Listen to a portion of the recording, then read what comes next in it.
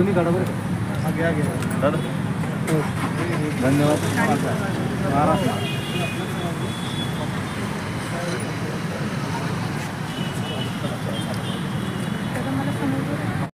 जे बांधव आहेत ज्यांना बेघर करण्यात आलेल्या प्रशासनाने आणि कुठल्याही प्रकारची त्यांची निवासाची व्यवस्था करण्यात आली नाही, त्याबद्दल आम्ही या प्रशासनाचा धिक्कार करतोय आणि यांना ताबडतोबीनं यांना घरं दिली पाहिजेत.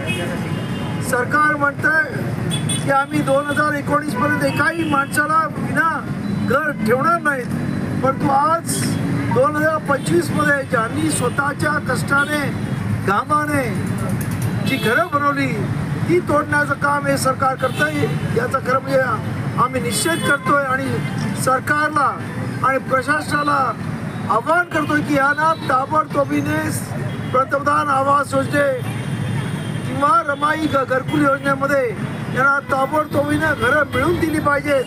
आणि प्रशासनाची जबाबदारी आहे, मला पूर्ण खात्री आहे की आता आम्ही रिपब्लिक सेना पूर्ण ताकदीनिशी यांच्या पाठीमागे उभे राहतोय आणि यांना न्याय मिळवून दिल्याशिवाय आम्ही रिपब्लिक सेना गप्प बसणार नाही. आमचे संभाजीनगरमधले सर्व कार्यकर्ते त्या खांद्याला खांद्या लावून या सर्व लोकांबरोबर यांच्या आंदोलनामध्ये सहभागी होतील आणि आयुक्तांना जाब विचारण्यासाठी 1-2 दिवसामध्येच आमचे कार्यकर्ते आणि हे सर्व मंडळी आयुक्तांना भेटण्यास जातील एवढं मी सांगतो.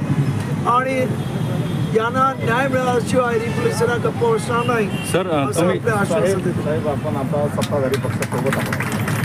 आपण सत्ताधारी पक्षासोबत असताना ही सत्ताधारी आहे का? मी सत्ताधारी पक्षाबरोबर नाही, मी त्यांच्या एका गटाबरोबर कार्यकर्त्यांच्या संदर्भामध्ये राजकीय युती केलेली आहे. तरी हा प्रश्न मला आत्ता कळलेला आहे. हा प्रश्न हे पद मी घेऊन जाणार आहे आणि तिथं एकनाथ शिंदेशी मी बोलीन याबद्दल.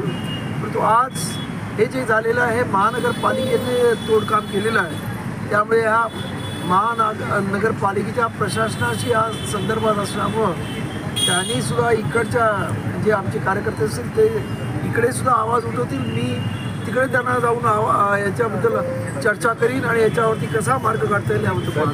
दोन गोष्टी सुरू झालेल्या आहेत. एक, शहरांमध्ये ज्या आंबेडकरी वस्त्या आहेत त्या उद्ध्वस्त करण्याचं काम सुरू आहे, तर दुसऱ्या बाजूला गायरान पट्टे जे आहेत, गायरान जमिनी आहेत त्यांना तिथून हाकलण्याचं काम प्रशासनाच्या वतीनं, याबद्दल पक्षाने का आता भूमिका घ्यायचं ठरवलेलं आहे?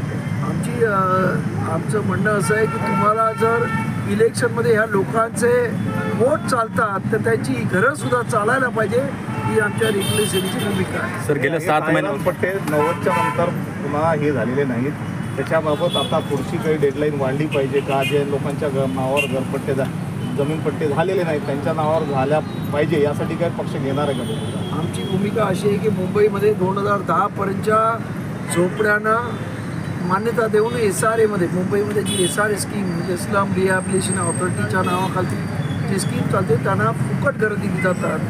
तर मग ह्या ग्रामीण भागातल्या लोकांना अशा पद्धतीची घरं का दिली जात नाही?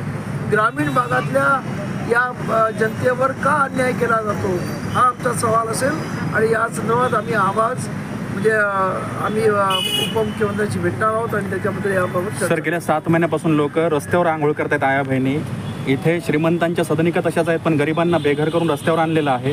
तुम्ही कसं बघताय सर? आता यांना तातडीने न्याय मिळेल का? माझा प्रयत्न असणार आहे, मी प्रयत्न नक्की करीन. या संदर्भामध्ये मी या आठवड्यामध्ये एकनाथ शिंदेना भेटून या संदर्भात चर्चा करीन आणि नक्की याच्यातून काहीतरी मार्ग आपण नक्की काढू अशी मला आशा आहे. Thank you sir.